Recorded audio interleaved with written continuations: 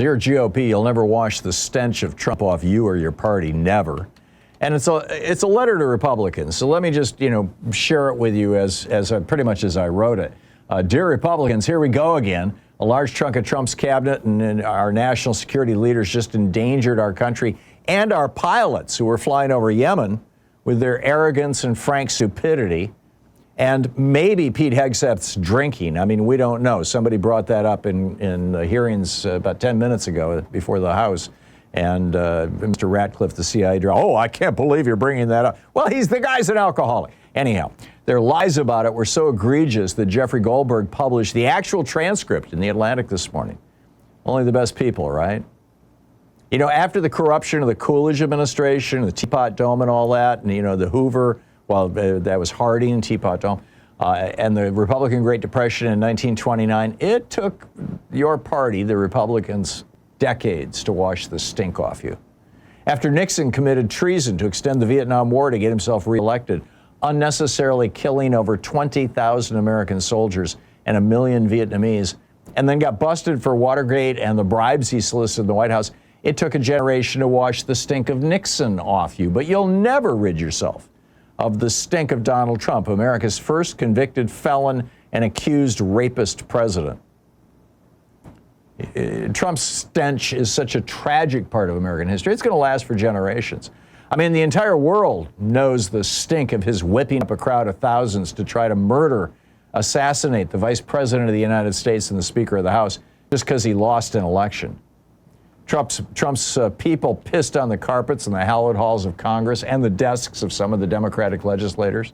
They smeared feces on the walls. They damaged priceless paintings from the founding era of our country. They murdered 3 police officers protecting our nation's capital. That stink is never going to fade, no matter how aggressively they try to rewrite history.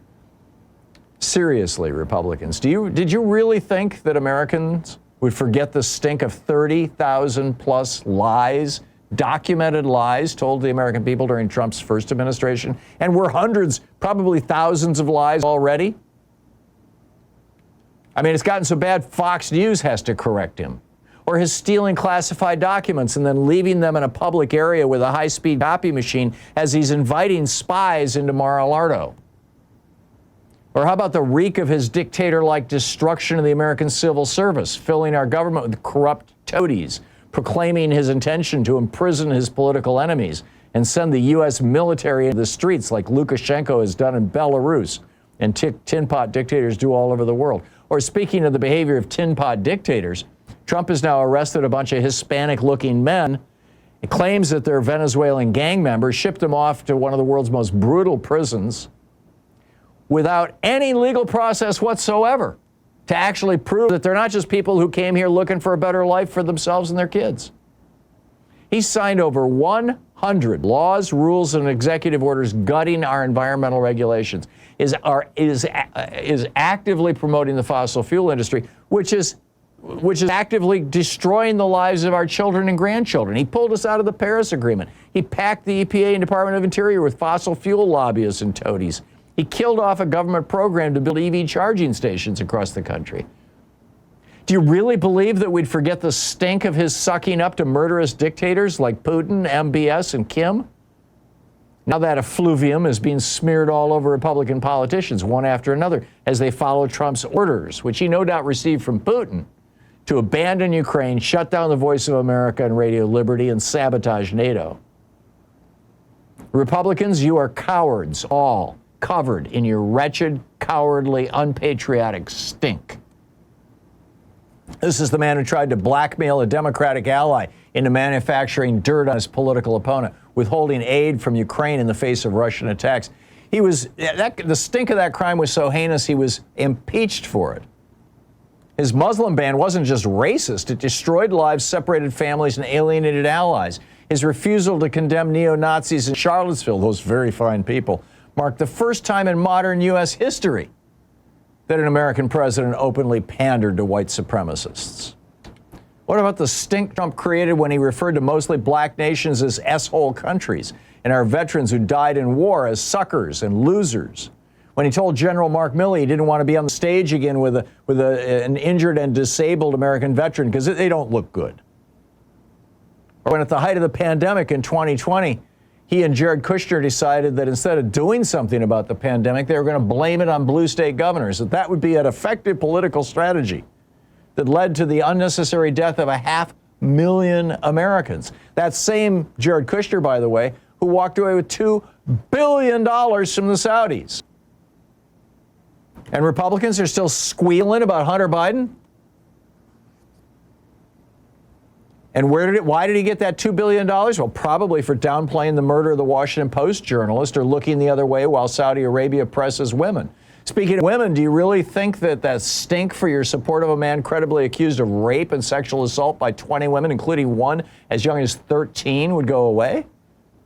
Particularly after he was found by a court of law to have, quote, raped, as the term is commonly understood, end quote, the first woman whose case actually made it through the courts? As average American workers are struggling to pay their taxes, Trump pushed through an odious $4 trillion tax cut for himself and his billionaire buddies, creating the largest budget deficit in the history of our nation. And now he wants to try to repeat that. Do you think Americans who, unlike Trump and his billionaire buddies, pay their damn taxes are going to forget? Or the stink of his multiple business frauds? I mean, he was convicted and forced to pay millions in restitution to victims of his phony Trump University fraud. They shut down his phony New York charity. He was found by a New York court to have committed bank fraud, tax fraud, and insurance fraud. How about the overwhelming stench of tearing babies from their mother's arms at the border and then trafficking them into these phony baloney Christian adoption services, which then vanished after those children had been trafficked into God only knows what or where, leaving over 1,000 grieving families to this day having no idea where their children are.